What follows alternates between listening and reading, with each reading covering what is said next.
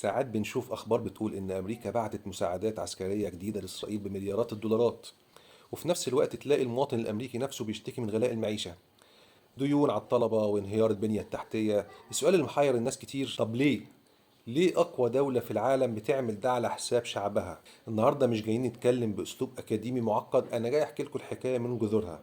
ليه الفلوس دي بتطلع؟ ومين اللي بيحرك الخيوط من ورا الستارة؟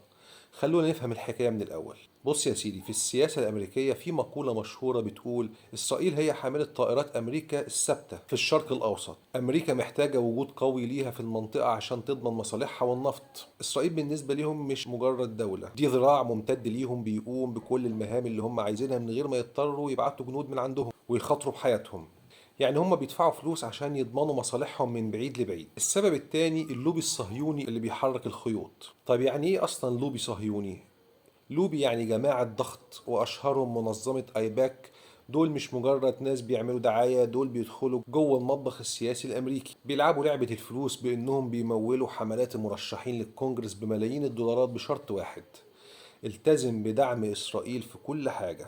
اللي بيعترض اللوبي بيستخدم نفوذه وإعلامه علشان ينهي مستقبله السياسي. فالموضوع تحول إلى بيزنس سياسي بيحرك قرارات أمريكا بالريموت كنترول. السبب الثالث، في خلف الكواليس عالم من الابتزاز. المفاجأة الكبرى إن الموضوع مش بس فلوس وضغط سياسي، ده في ملفات سودة. اسمع الكلمة دي كويس: جزيرة أبستين. الجزيرة دي مش مجرد فضيحة أخلاقية، دي كانت مخزن لأدوات الابتزاز. شخصيات نافذة، سياسيين ومسؤولين كبار، لما يتورطوا في ملفات زي دي بيكونوا مجرد خيوط في ايد اللي يملك الملف. ده بيفسر ليه قرارات كتير بتتاخد فجأة وبشكل غير منطقي، وبيديك إشارة إن اللي بيحكموا العالم مش بالضرورة بيحكموا بقرارات حرة. السبب الرابع اللي هو البعد العقائدي اللي محدش بيتكلم عليه، بس استنى، في زاوية أخطر.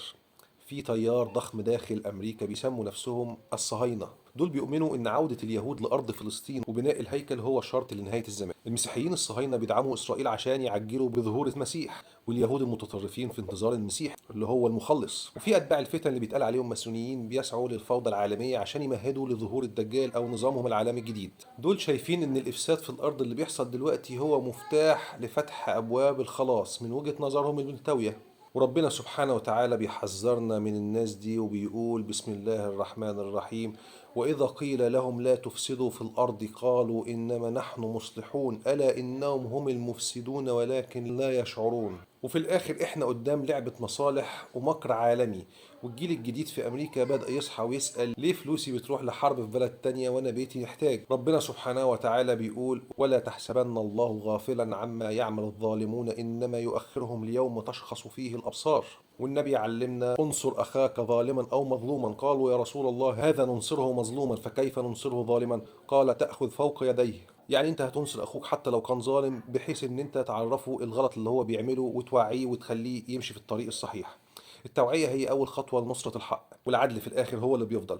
لو عجبك الفيديو شاركنا برأيك، هل تفتكر الشعوب هتنجح في كشف المستور؟ نسأل الله جميعا أن يحفظنا. سلام.